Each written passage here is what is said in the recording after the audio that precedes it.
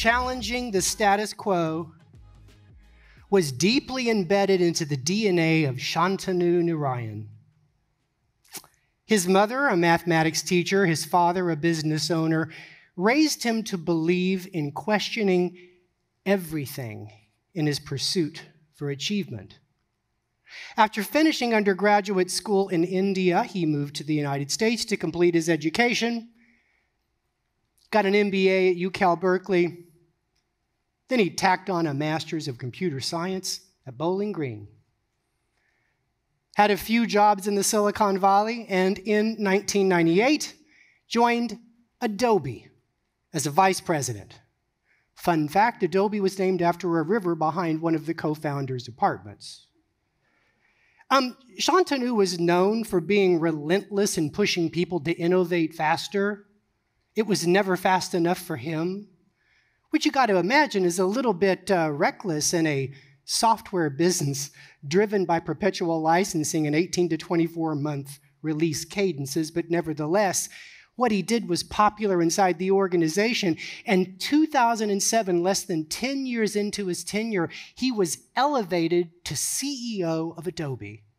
And at the time he took over, Adobe was facing one of its first great disruptions. Understand, in 2007, this company was massive. When he joined the company, they were the #2 software company in the world, only behind Microsoft. But by 2007, they were a behemoth. They had put out products from Illustrator to Photoshop to QuickTime to Acrobat. They had bought Macromedia, introducing Dreamweaver and Flash. But in 2007, they lost $1 billion to piracy.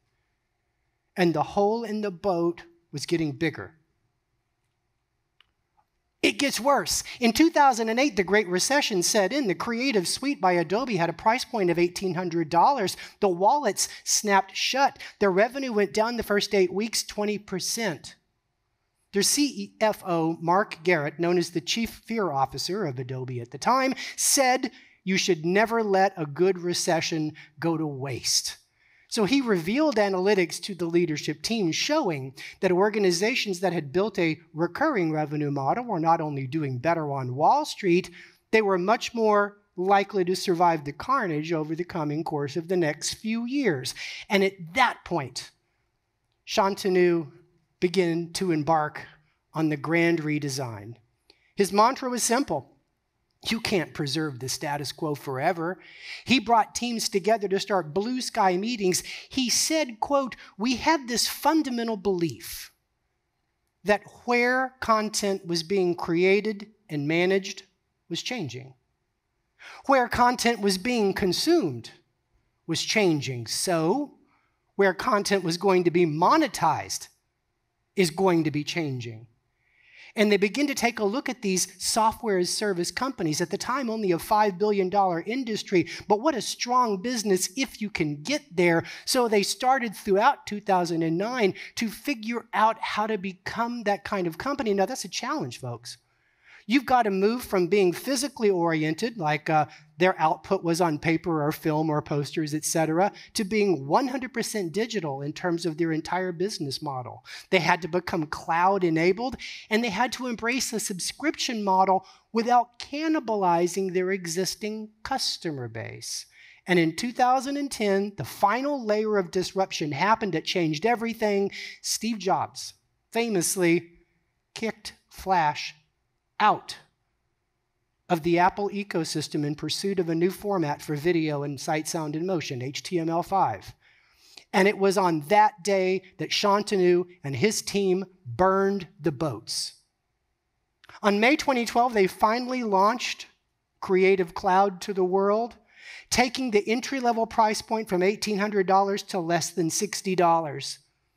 While some people sniffed, what's the big deal? They knew they were building a new engine of growth, if you will, a new flywheel. They were a $15 billion market cap company on the day they launched Creative Cloud. The market cap doubled in 2 years. Oh, but it's not over. At the close of the market yesterday, Adobe was worth well over $200 billion. People talk about 10x thinking. The grand redesign at Adobe achieved what is considered by many the most remarkable transformation in corporate history. So what did Shantanu and his team get right? Really two things. One, vision. He said we had to fundamentally reimagine the creative process as this combination of desktop and mobile and services, and the manifestation was Creative Cloud. But the most important thing that Shantanu got right is timing. He knew that if he embarked on this grand redesign to retool the heart of the business during a time of great disruption, like piracy meets recession meets the force of Steve Jobs, then this effort would only be one more change in a sea of change. He realized if he waited for things to stabilize in a few years, then this idea would be the only change, and it would have been met with unified resistance.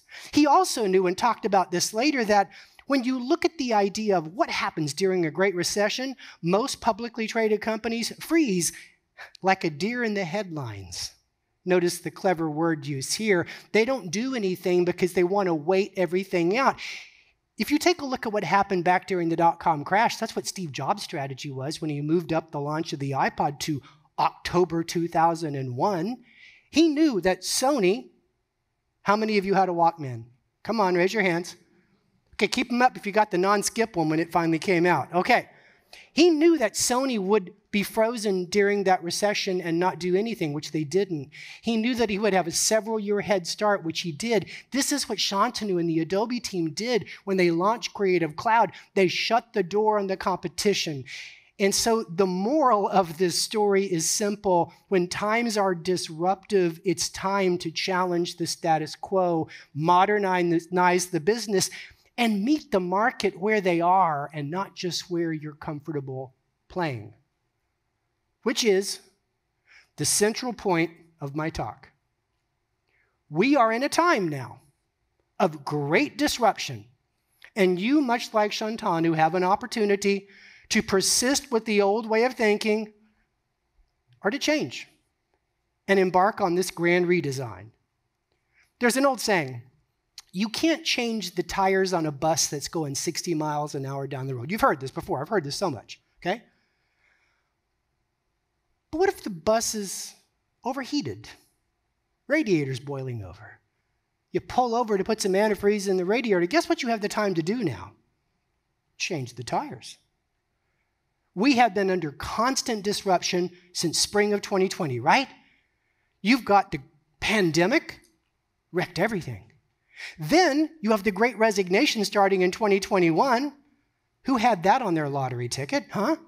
Then you have in 2022 the conflict in Ukraine.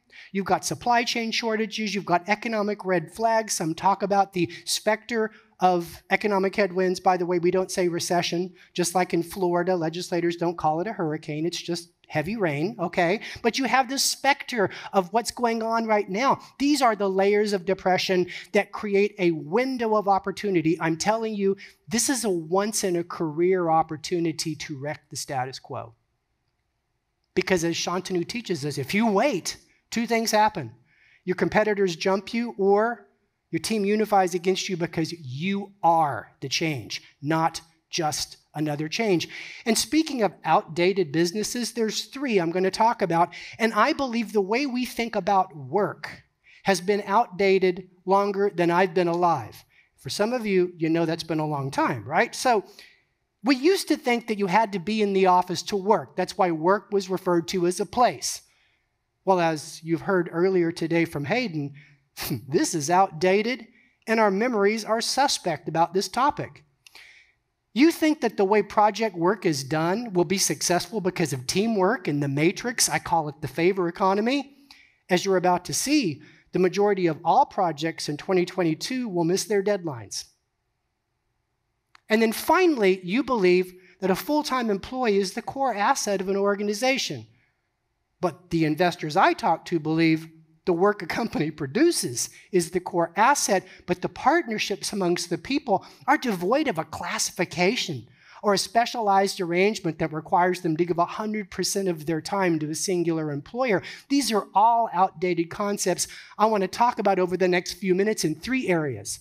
We got to redesign the workplace, which will enable us emotionally and mentally to redesign the workflow, the project canvas. And then finally, it will enable us and motivate us to build a virtual talent bench and redesign the workforce. I consider it the heart and soul of winning. Let's talk about the workplace. So we've been talking about future of work since the 70s. Remember, it's first it was skylighting. I don't know if you remember this, but there used to be this idea that if you created skylighting, people would never leave your company because they don't want to work in the dark. There was that discussion. And then there's ergonomics. And then there was open office as an antidote to prairie dogs working in cube farms. But the point is, all of those discussions were tactical, really working around the idea of incremental productivity. But when we discuss remote work or distributed teams or work from anywhere, it is now a strategic conversation. It is about retention. It is about delivering the work and engagement. So I don't think we should even call this stuff the future of work anymore. This is the future of winning. And when it comes to remote work, it's not necessarily a new thing. A consulting firm, The Ready, Aaron Dignan's firm, he wrote a great book called Brave New Work. The Ready's been remote for over 25 years. They were a consulting firm that placed their offices distributed around key clients. Basecamp, Jason Friedman and his partners created a model from day one to be remote because Jason realized if you want the best talent in the world, work in the world. But since then, obviously, a lot of companies have embraced remote. Upwork's remote first, Pinterest, Shopify, Okta, to name just a few. We see our offices as a strategic tool. Sadal Neely talks about this in Remote Work Revolution, a tool for collaboration, team building, and necessary face-to-face leadership meetings, etc. I expect it to be an ongoing trend, really. 6% of people worked remote before 2019. 25% of people work remote today. But according to Upwork Economic Research, in 2025, 20% will still be working remote, and that's including the old, aging, long in the tooth leaders that continue to go on Squawk Box or CNBC, and I'm talking about Malcolm Gladwell too, and sniff that we're all going to go back to the office. My God, what kind of people have we become? No, 20%. And this is a telling figure, because if the number's that high, what it means is if you don't embrace remote work, your replacement in the market will. So, let me talk a little bit about sentiments, because I think that's an important issue we have to take into account. Because what the talent wants, the talent gets. They've got leverage. Look at the math. So Upwork research indicates that of those not excited about going back to the office, 2 out of 3 would work for less to keep working from home, and 1 out of 5 are definitely going to look for a new job. And there are other statistics that even give you higher numbers of turnover. But given how desperate we are to find developers, let's take a look at what Coding Game found out, because I love this. Is a very recent piece of research. I won't expect you to read the whole thing, but what I want to just point out is the difference between a happy developer and an unhappy developer is not 10%. When it comes to innovation and business impact, that's 500%. Right? Happy cows make sweet milk. Well, guess what? Happy developers build code that doesn't break very often, okay? And as you see, even having to go back to the office 1 day a week creates an unhappiness index of almost 20%. If they have to go back in the office, 1 out of 3 ain't happy. And if they ain't happy, you've got problems in terms of delivering the work. So the point of this discussion is no matter what you have in your head around this issue of culture, which seems to be the thing they talk about. And when I hear, and I won't say them by name because hopefully we'll add them as clients, but when I hear these CEOs say that you can't build culture in the office, I say, show me your evidence. Because I come from a place where I look at empirical research. I don't believe in anecdotal behavior. Anecdotal behavior doesn't scale, research scales, right? So there is no evidence to this, so we have to find a way to be at the very least remote friendly, and we have to find a design-based awareness about how to create that organization. Because the grand redesign is about design thinking, which at the end of my talk I'll focus on just a little bit. But let's use the first design thinking tool. Our last speaker today is going to talk about this as a persuasion tool as you go home and work with your team members on change management. I want to show you the menu. And then I'm going to ask you some questions and let you make your own decision. And I think your decision will be obvious. So here's the menu. There's basically 6 current workplace design options on the table. Remote first, that's what we do. We love it. Remote friendly. Increasingly more organizations are doing that. And what that means is that for certain roles and for certain talents and for certain situations, maybe a lot of them, they will embrace a distributed workforce. Not absolutely completely, but they will be friendly to it, meaning it will be something they are willing to look at as a default. And I want you to circle that one, because if you don't go remote first, you must at least embrace remote friendly to be competitive in the work. Then there's remote for now. A lot of people have been remote for now for a long time. This one's going to go away pretty soon, and people are going to settle on a long-term work strategy. There's the issue of hybrid by role. Hybrid by role might say something like this. If you're in healthcare, doctors and nurses have to be in the office. For some companies, facility managers and IT may need to be in the office. For certain organizations that are based on sales, they believe that junior salespeople should be in the office, especially outbound BDRs that need to be butt-to-butt to overcome call reluctance. There's all these types of beliefs, so certain organizations are hybrid by role. Then there are organizations that are hybrid by day mix. And I must say, without any sense of judgment, talk about guessy. This is the least scientific model I've seen so far for workplace design. It's just like random. 3 in, 2 out, 2 in, 3 out. I feel like they just literally got into the room and drew straws. But anyway, the most popular one I hear is you get to stay home Monday and Friday. And I guess the argument is, well, that's 2 days you don't have to be in traffic. That's 2 days you can be with your kids if you want to be with your kids, if you want to be. So that's the argument they make. I have some difficulties with it. Number one, you don't save anything on real estate costs. In fact, if I'm investing in you, I'm going to wonder why you even have those buildings when you're going to underutilize them almost 50% a week. But the second issue, and this is the bigger issue, is you're still local on your talent supply. This doesn't solve anything. Only a 62-year-old boomer like me is going to stay in an extended hotel 4 times a week to put in those 8 days. You want to recruit anybody under the age 50? You need to give them remote first if you want them to work from outside your local markets. That's the issue that I have with the hybrid by day mix. And then finally, there's on-site first, or as I like to call, soon to be out of business. Now, retail organizations say, Tim, you don't understand. We have retail stores. I'm like, do you have any knowledge workers at your company? Like, marketing, design, back office, technology. You need to make a decision about that piece of the business. Any organization that believes 100% of people should come to the office should be questioned with respect to where they get their evidence. So here's the design questions I want you to ask yourself as you figure out which one of these is right for you. Number 1, are you really satisfied with the talent in your local markets where you have building to make you competitive, to achieve digital transformation and stand up artificial intelligence? Are you ready? Are your local markets really that strong? Oh, and by the way, quick follow-up. Are there any remote-first companies running recruitment ads in your market? Because that's going to change the picture even if you think you're comfortable with the strength of your local market. So ask that question. Question number 2. Have your leaders figured out managing based on outcomes? Or are they still stuck in the past of AAA management? Management by walking around, attendance, attitude, and aptitude.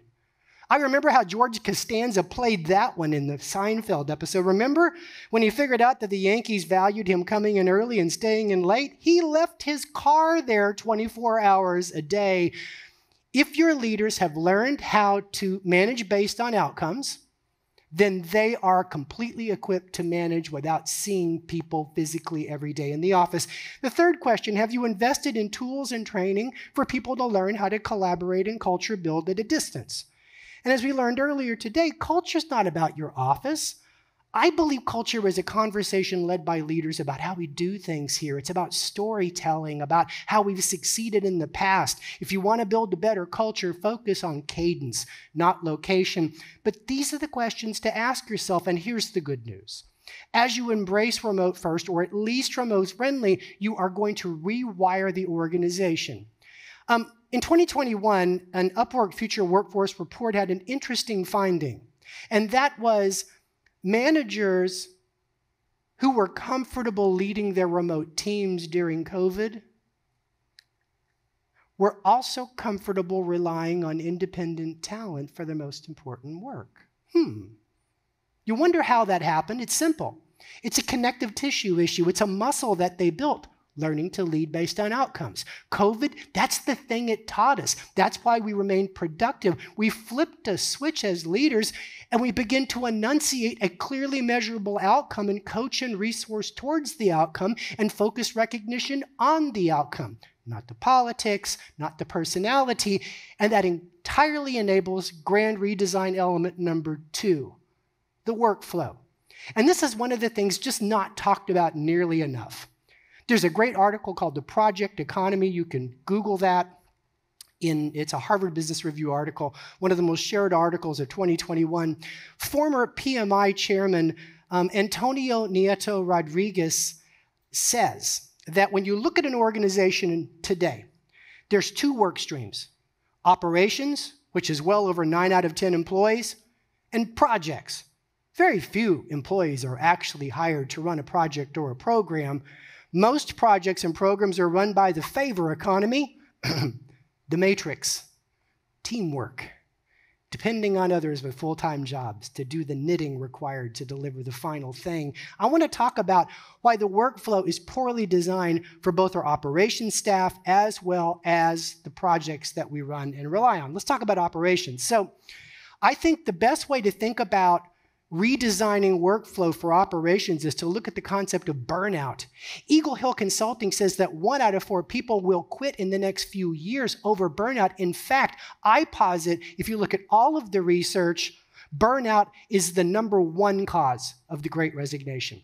In fact, Mequilibrium, which is a firm that combines traditional research with artificial intelligence to study the concept of resilience, they say that when a worker is given additional responsibility, it increases their stress by 400% and doubles the chance they leave the company. So burnout then becomes a driver of talent issues in an organization. For operations, the grand redesign implements it implements a concept called load management. I stop when I say basketball because load management, I'm kind of a geek, actually started in 1961 in the energy industry when they used load management to keep power grids online so your house doesn't go dark. It leaps out of the Petri dish into professional sports. It becomes headline news a few years ago when Kawhi Leonard at the Toronto Raptors was load managed on the way to a world championship. You see, Kawhi, if you looked at his career at San Antonio, had a history of kind of fizzling out at the end of every season, especially during the playoff run. Prone to ligament damage. And you got to understand something about the NBA. There is no professional sport you travel more for than the NBA. You may not know this. 86-game season, different than baseball. Baseball has stands.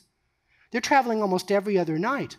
So when the Toronto Raptors trade for Kawhi, they decide to implement an elegant load demand project for him where he doesn't travel to every game and he doesn't play every minute, and they preserve him for the playoffs. He's not only the MVP in the finals, they win their first world championship. Today, throughout all of professional sports, this becomes a concept accepted as a redesign way of maintaining superstar capacity. So operations are recommended. I'll tell you something else. At Upwork, we do something around load management called charge-up days. Getting ready to have one pretty soon. Charge-up days is where you take a Monday day off where you used to get a 3-day weekend, and we wrap around the Thursday and the Friday, we shut the company down. So Labor Day, be ye advised, customers, we are shut down Thursday, Friday before Labor Day, Saturday, Sunday, Monday. Woo-hoo, 5-day weekend. Do you know why that's important? Because the chatter on Slack will stop for 3 whole business days. This issue of giving certain groups times off and keeping up, that's not time off. That's just sleeping on the job again, like, when you sleep at home. But it's not the same thing. But charge-ups, then, we use them. We design those so people have these blocks of time. We don't have to hope they take a vacation. We give them these blocks of time around Labor Day, Memorial Day, etc. Let's move the chapter to projects. Now, Rodriguez from PMI says some amazing stuff here. Get this. So operations is how you maintain the status quo. Projects, inclusive of programs, that's how you implement change and introduce the new. It's 80% of all value corporations are creating. That's incremental, 80%. $20 trillion of value will be created by the project and program economy between now and 2025, okay? But 2 out of 3 projects fail. They fail to meet their deadline. They fail to deliver their promise. Why? According to Nieta's research, it's really simple. Project Canvas is flawed. What happens is you start a project, you get your funding, you delegate a lot of work out of the room to other people with operational roles, and when it starts to run late, you move to an outsourcing model where there's an absolute opacity on the part of the vendor. They're not being rated and reviewed for every deliverable. You hope and you pray, and as my grandmother said, God answers all prayers. Sometimes the answer is no, and you miss your deadline. That's not how every organization does it. So what I recommend is a new canvas for doing project work. It's really simple. As a matter of fact, my friend Matthew Mottola writes about this idea in his book, The Human Cloud. You take a project has a deliverable, which is usually the business case for approval and funding, right? So when you have the deliverable, what do? You break it down in components, or as some people call it, taskify that deliverable. And you break the deliverable down into all the discrete tasks, and you go through a mental model just like the folks at CompuVision do, just like our clients at Flexera do. They say, task 1, Upwork it, automate it. Can't do either, find a team member. Task 2, task 3, task 4, and before you know it, you've eliminated the number one dependency in front of you of making your deadline, and that's someone to do the work. Because when you use this human cloud as part of the design process upstream at the beginning of the process, you know what you do? You dramatically improve your chance of success. Flexera found that when they, quote, put Upwork in the water supply, their velocity of delivery of projects went up 50%. And that's the opportunity here through this piece of design. The final thing I want to talk about here is this idea that once you are comfortable leading based on outcomes, and now you've completely changed the nature of load balancing, which, by the way, you can also do by using the work marketplace. I mentioned Flexera. They famously gave $500 gift certificates to employees to self-augment themselves when they were overloaded. My friend Kevin Scott, currently at PGA, talks about at ESPN, he had to buy a buddy program for his engineers who were overwhelmed by scope creep.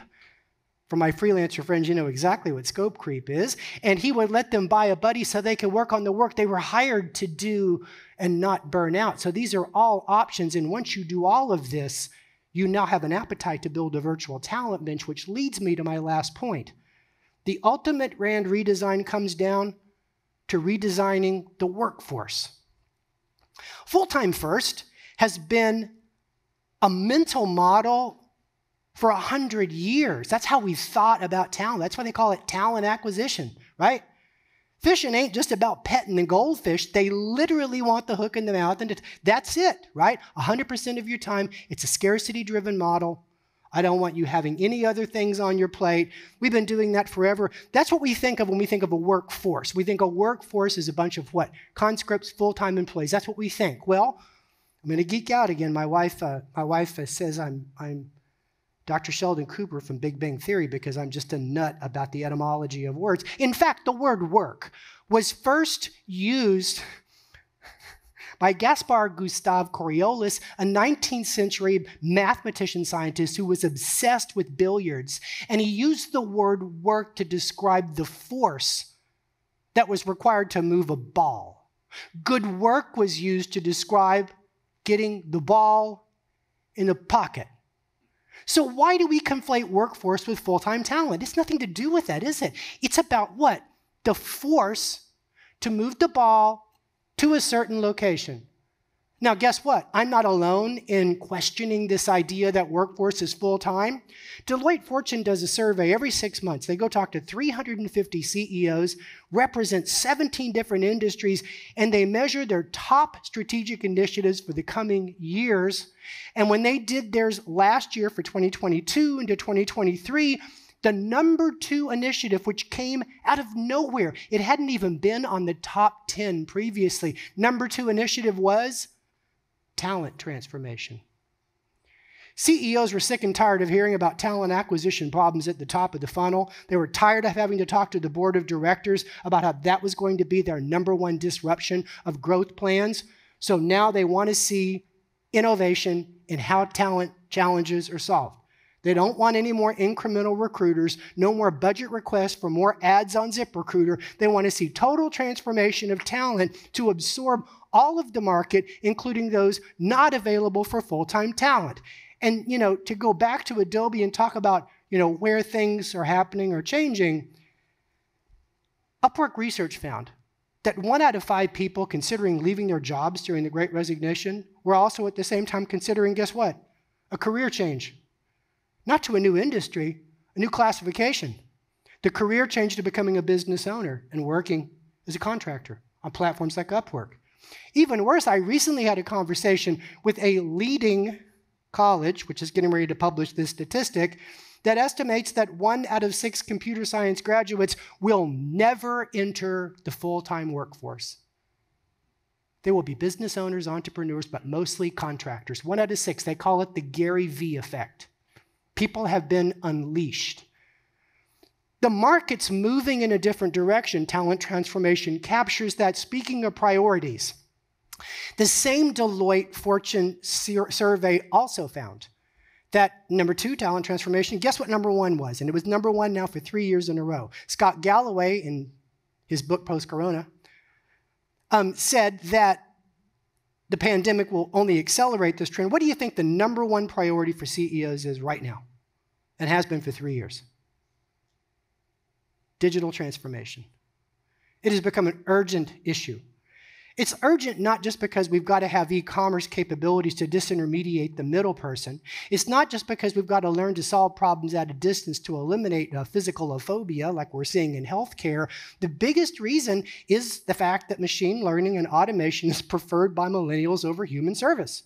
Or as my son likes to say, white glove service is a substitute for crappy machine learning. There is a new generation at hand, and Satya Nadella talks about it, that will give all of their business to people that put automation amongst the critical path. Digital transformation is job 1. The problem is digital transformation is not something you buy. Digital transformation is what? Something you get in the pocket. It is billiards. It's something that you build. In fact, one of my favorite books, I recommend you all read this. I've given a lot of these away. As a matter of fact, if you'd like a copy of this book, and Eric's going to underwrite this, my email is timsanders@upwork.com. I will mail you this book because it will blow your mind. MIT Press put it out. Researchers looked at 400 companies on the journey of digital. You know what they found out? The number 1 reason companies don't reach digital transformation goals is they don't have access to enough talent to stand up the thousands of projects involved, okay? They believe that if you're going to ensure access to the type of skill set you need to recognize on-demand talent markets as strategic, the heart of the digital transformation motion, not something that's tactical. In fact, in the pages of this book, I read something by Dr. Melissa Valentine, and it just blew my mind. I had to think about this for a minute. And what she kind of described, she works at the Center of Work at Stanford and wrote a paper on flash teams years ago that really, I believe, kicked off this gig economy discussion. She said that when you look at the adoption of on-demand talent, and I think she's referring to Google here, New York Times leaks that well over half of Google's workforce is on demand. I don't know if you know this, but well over half is on demand. They started that journey during the Great Recession. Pretty smart. There's reasons for it. But when you look at where Google is now, or even look at where Upwork's now, it's really this transformation that's nothing more than simple modernization. And I want this to I really want this to sink in here. On the left is a traditional company that is stuck on full-time first. They say, I just can't trust freelancers. I want the permanency of a full-time hire. By the way, their turnover rate is so high, I have to laugh out loud when I hear that, right? Like a full-time hire is like military intelligence. It's just, what are you talking about? But anyway, they've got this mental model that the work must be done by full-time employees. So when you look at their, quote, workforce, 85–90% of it is done by FTs, and they have this layer, mostly staffing companies and legacy vendors that deliver the rest. That's the way things have been done. On the right, this is how Upwork works. This is how a lot of modern organizations are tooling, much like adoption of cloud computing. They've adopted the talent cloud as a go-forward model. I want to be something very clear here. They didn't let any full-time employees go. They grew forward using on-demand talent. They held relatively flat course. In other words, and this is another point I want to make, they became highly judicious about who they hired full-time because they were aware of the true cost burden of a full-time hire, as well as the idea that today's full-time regrettable termination is tomorrow's candidate. And as a result, they brought a science to talent acquisition. I was having a conversation with a CFO at a very, very large reputable company. I've known her for some 30 years now. And she introduced two concepts to me that just blew my mind. Guest TEs and headcount creep. Let me walk you through both these ideas. A guest TE is when you think you've done the research based on headcount budgeting, based on some kind of unit economics, and you think that's all you have to do to be really smart about how you spend your talent dollars. I have headcount budgeted. So she says what happens is, if you've got budgeted headcount, and you're a hiring manager, and you go to talent acquisition, you say, I need to open a new job rec to hire a new assistant marketing director, and you have gravitas and reputation inside the organization, that's opened. Talent acquisition is the last artisan part of modern business that has not yet adopted industrial metrics. And then what happens is when you have these guest TEs, an organization over its history develops a pattern of headcount creep. And you've seen this, and you're seeing it right now with the layoffs. They overhire, lay some people off. Add back season comes, they overhire, and Dell turns into IBM in 30 years flat. What I'm seeing now in modern organizations is two motions to bring a true science to the concept of who do we have as a full-time employee. The first one, the most common one I see, and it's beginning to spread like a contagion across business school discussions, is what's called the on-task rule. And for anybody in this room that's operator or CFO, pay attention to this, go home, do some auditing, you will faint. Here's the idea. You should only add a full-time employee if you can have the hiring manager prove to you that he or she will in fact be on task 30 hours a week, leaving the other 10 or so hours for collaboration and teamwork, okay? If they're not going to be on task that much time, then what do? You hire a fractional talent instead and let the billings tell the story. That's why the world on the right's so much bigger for organizations that use science. Because frequently when you do that motion, you find out they were not going to be on task 30 hours. They were going to be on task 15, 20 hours. So for every dollar you spend on talent, you're getting a 2-for-1. In other words, as you begin to consider fractional when you can't reach an on-task milestone, you begin to become much more efficient with every dollar you spend on talent, and you have more people working on your problem that have cross-domain knowledge, learning from other people's problems at the same time. It's not just the agility, which should be obvious, it's the scale of brain power that comes from that kind of science. Now, another emerging conversation coming from Europe and information technology companies is the idea of tangible versus intangible work. In this case, the vetting process for a full-time hire is, show me that approximately a third of the work is intangible, meaning it can't be taskified. It's teamwork, it's collaboration, it's customer-facing work, it's relationship management work in the partner ecosystem. If less than a third of that work is intangible, then it is arguable that you could taskify that actual role, get somebody working for it in 3 to 4 days instead of 4 to 5 months, and have a productivity advantage over the competition, leading you back to the same place. And on that subject, I just want to use an analogy here. When you think about like turnover, you got a major project going, you got a key contributor, they're out. I look at it like an injury, okay? You got two options. You can go find on demand. As a matter of fact, the language of love I've been using recently around this with those that, for whatever reason, are itchy about freelancer or contractor or whatever, I call it interim. Same thing they talk about in the C-suite. You can have an interim solution. Upwork, you can get that interim solution working on that program 3 to 4, 5 days, okay? Or you can go through the talent acquisition motion and take what? 3, 4, 5, 6 months. To use an analogy, it's like the difference between overcoming a nasty paper cut and a broken wrist. It's your choice. And I think on that subject, and I'll finish this section, that's why like the language we use around workforce redesign is so important, because yes, this is a change management challenge. We are fundamentally, as Adobe did, tooling with the heart of so many businesses and giving them a new heart, in this case, independent talent. So the words you use matter. Let me give you 3 words I like to use to help convince the most skeptical people to reconsider what we're talking about. I talk about the idea of skill sourcing. Skill sourcing isn't the same thing as outsourcing. Why? Skill sourcing is when you give your employees a tool, like the work marketplace, for them to go source the skills they need to make their deadlines, protect their reputation, and advance their careers.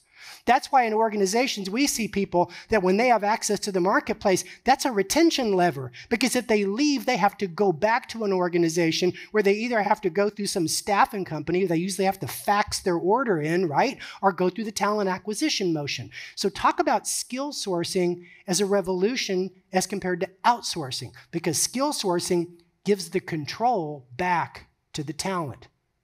Second phrase I love, fractional. Fractional ain't your father's part-time. I talked about this before. Talent wants to work fractional. That's what Hayden talked about this morning. They want a diversity of income opportunities. So much like all of you that have fractional jets, I'm just kidding. The idea of fractional is interesting. I heard one executive recently ask the question, what would you rather have, an A+ computer coder 9 hours a week or a B- computer coder full-time? What do you think?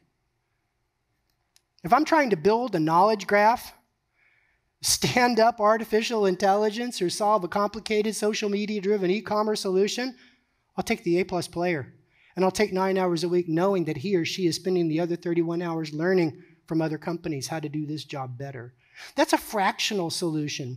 And I think it's important to understand that as Yahoo's enterprise suite has grown, we've adopted a product full-time that allows you to take a person who came on board quickly fractionally, and if they actually want to join your company full-time, they can. By the way, I started out as a consultant to Upwork. I joined full-time in January 2020. So fractional can be a path to full-time. In fact, for some companies, that should be the first. At the end of the day, it's really all about change. And what I want to finish with in my last 2 minutes is just to talk about like the implement of change, like how do we do it? And I mentioned before, this is about design. And in particular, it's about design thinking. That's what I want you to do, is to separate yourself from the weight of emotions around the status quo, how things have been done around here, how heavy that is, how much attachment we have to it. I want you to step back for a second. And don't think of your role as director or leader or manager or entrepreneur. Think of yourself as a design thinker. A design thinker looks down the field of play, and they move things around. But the difference between a design thinker and a strategist, according to David Kelly, co-founder of IDEO Labs, one of the greatest innovation consultancies in history, is that the design thinker is a human-centered thinker. And they take a human-centered approach to innovation that draws from the designer's toolkit to integrate 3 things, and I've talked about these. Hayden talked about these. Our panels have talked about these. The needs of the people, okay? I hope this goes back to the Adobe story. Where the work is being done is changing. How the work is being done is changing. And who will win based on the work is changing. The people need flexibility. The people need control. They need to be able to have agency over their own success, to make their deadlines and protect their valuable reputation. The possibilities of technology. Upwork is based on a technology platform for the enterprise group called Enterprise Suite. You've heard about all of the facets of it, such as new things like manager approvals that really empower you across an organization to very quickly engage with talent. You've seen multiple filters grow into the enterprise platform over the last few years. Now we have expert vetted talent. One of my favorite filters in the world is how much money that Upworkers made on the platform. In the world of crypto, we call that proof of stake. There's so many features and facets that technology affords you to find good people. I had someone at a conference ask me just a few weeks ago, well, can you find anybody good on Upwork? And I said, I don't know. Did you find any good information on Google? Because it's really about the learning journey, isn't it? Some people are better at Google than others. It's not a challenge to Google. It's a challenge of what? You. And how you embrace the technology, okay? And then the final thing is the requirements of business success. And that's what I want to leave you with. Every single person at your company may not agree on wrecking the status quo, but I think every single person at the company that you want to keep agrees that business success is a win for everyone, including our customers and our partners in the world. I'll close with a quote from one of my favorite philosophers, former Secretary of Veteran Affairs, General Eric Shinseki, the Yogi Berra of the Army. He said, if you dislike change, you will dislike irrelevance even more. Thank you very much.